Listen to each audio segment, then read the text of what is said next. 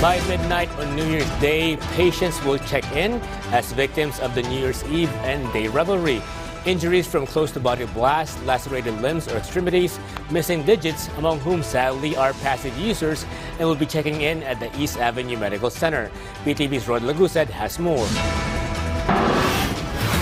East Avenue Medical Center is ready for the New Year's Day revelry. For this year, the new building of the hospital is designated as the area for receiving fireworks-related injuries. According to Dr. John Polner, spokesperson of East Avenue Medical Center, the medical tools and supplies are all prepped and set. Pag may dumating na pasyente dito, una silang pupunta dun sa aming triage area. Doon sa triage area, may assigned doon na doktor na titingnan doon sa mga kaso ng mga pasyente, be it related sa fireworks-related injuries or mga surgical or medical condition. Tapos, i-determine ng doktor na yon saan mapupunta yung mga pasyente.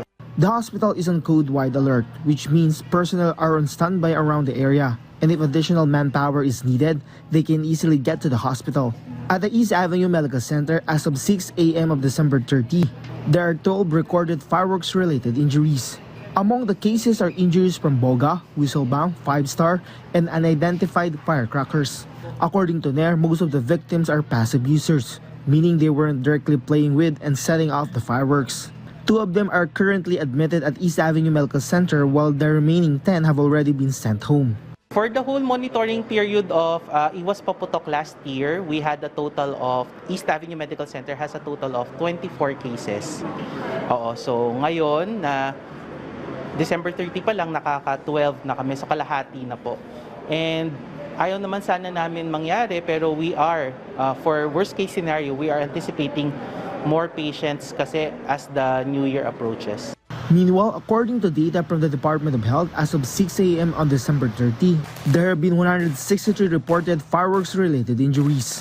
From this figure, 21 is the new cases today. This is 44% higher compared to the same day last year. The hospital is also ready to respond to any cases of stray bullets. Aside from fireworks-related injuries, the Department of Health is also monitoring cases of stroke, heart attack, asthma, food-related illnesses, and alcohol-related trauma. From PTV Manila, Rod Lagusad, Balitang Pambansa.